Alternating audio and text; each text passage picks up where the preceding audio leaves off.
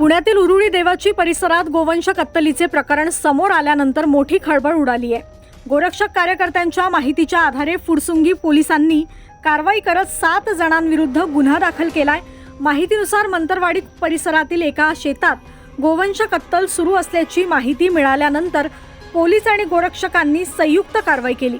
मात्र पोलीस पोहोचताच काही संशयित घटनास्थळावरून पळून गेल्याचा आरोप आहे। घटनास्थळावरून गोवंशाचे अवशेष जप्त करण्यात आले असून अनेक जिवंत जनावरेही ताब्यात घेण्यात आली आहे। या प्रकरणी महाराष्ट्र पशुसंरक्षण अधिनियम आणि भारतीय न्याय संहितेच्या विविध कलमानुसार 7 जणांविरुद्ध गुन्हा दाखल करण्यात आला असून मांसाचे नमुने तपासणीसाठी पाठविण्यात आले आहेत। पोलिसांचा पुढील तपास सुरू असून तपासानंतरच संपूर्ण वस्तुस्थिती स्पष्ट होणार आहे। रात्री आम्हाला 11 वाजता माहिती मिळाली की फुरसुंगी येथे कत्तलीसाठी गोवंश आणलेले आहेत आणि ते आज रात्री कापणार आहेत अशी माहिती मिळाल्यानंतर मी उरुळी मधून निघालो आणि फुरसुंगी उरुळी देवाची पोलीस स्टेशनला गेलो। तिथे गेल्यानंतर आमचे काही बातमीदार होते, त्यांनी कालांतराने थोड्या वेळाने आम्हाला बातमी दिली की आता इथं कत्तल वगैरे चालू आहे। तर ते कत्तलीसाठी जे गोवंश आणले होते ते सादिक कुरेशी, मैनू कुरेशी हे 2 व्यक्ती पुणे जिल्ह्यातला सादिक कुरेशी हा जिल्हाध्यक्ष आहे कुरेशी अल कुरेशी संघटनेचा, त्यांच्या माध्यमातून तिथं आणले होते। त्यात ते बनकर म्हणून एक जण होते, ते बनकरांच्या शेतावर ते गोवंश कापण्यासाठी आणले होते।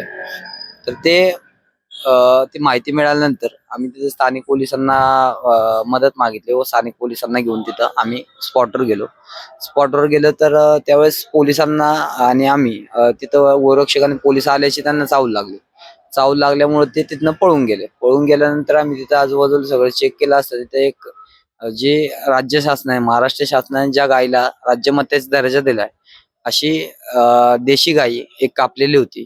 कापलेले असल्याने ते बघितलं, त्याच्यानंतर त्याच्या आजूबाजूला आतडे वगैरे सगळं पडलं होतं। ते चेक करत असताना आम्ही बाकी आजूबाजूला सगळं चेक करायला लागलो। त्यावेळेस तिथं आम्हाला एका शेडमध्ये जवळपास 8 ते 9 गोवंश तिथं बांधून ठेवलेले कत्तलीच्या उद्देशाने बांधलेले आढळून आले। तर ते आम्ही बघितले, त्याच्यानंतर पोलीस प्रशासनाने माहिती दिली, त्यानंतर गाडी वगैरे बोलवून गोवंश घेऊन गेले। पण त्यावेळेस आरोपी तिथनं पळून गेले होते। तर जागा मालकाला रात्री पोलिसांनी तिथनं अटक केल्यानंतर पोलीस स्टेशन त्यांना नेलं, ते पुढची कारवाई झाली। परंतु आमचं म्हणणं काय की हत्या झाली कुठं, तर झाली मंतरवाडीमध्ये उरुळी देवाची परिसर हा सगळा जवळपास हिंदू बहुल भाग आहे। हा काय मुस्लिम बहुल भाग नाही किंवा सैदनगर, कोंढवा किंवा पाकिस्तान पण नाही की जिथं हत्या व्हायला पाहिजे। ते सगळे हिंदुत्ववादी लोक राहतात, हिंदू लोक राहतात आणि हिंदूंच्या गावात रस्त्यापासून केवळ आणि पोलीस स्टेशन पासून फक्त 200 ते 300 मीटरच्या अंतरावर ती हत्या झाली। या गोष्टीची बातमी पोलिसांना का नाही कळाली, कशी काय गोरक्षकांना कळाली? इथून मागं तिथं किती जनावरांची हत्या झालेली आहे, किती गायांची हत्या झालेली आहे। पोलिसांनी त्याच्यामध्ये गुन्हा दाखल केला। गुन्हा दाखल करताना मी पोलिसांना म्हणलं की आमच्या हिंदूंच्या भावना दुखावल्यात, या राज्यमातेची हत्या झाली। शासनाने ज्या मातेला गायला राज्यमाता दर्जा दिलाय त्या गायीची हत्या झाली, म्हणजे आमच्या धार्मिक भावना, आमची गाय एक आस्था आहे, त्याला मारलं म्हणजे आमची धार्मिक भावना दुखवली। तुम्ही धार्मिक भावना दुखवली म्हणून गुन्हा दाखल करा ना। माझ्या फिर्यादीप्रमाणे त्यांनी फिर्याद घ्यायला पाहिजे होती, पण तसं काही पोलिसांनी केलं नाही। त्याच्यानंतर ते मागही भरपूर प्रमाणात झाली होती, पण त्याला कोण ना कोणतरी त्याला मदत करत होतं, त्याच्यामुळेच ती होत होती। एकूण किती गोवंशला वाचवण्यात यश आलं?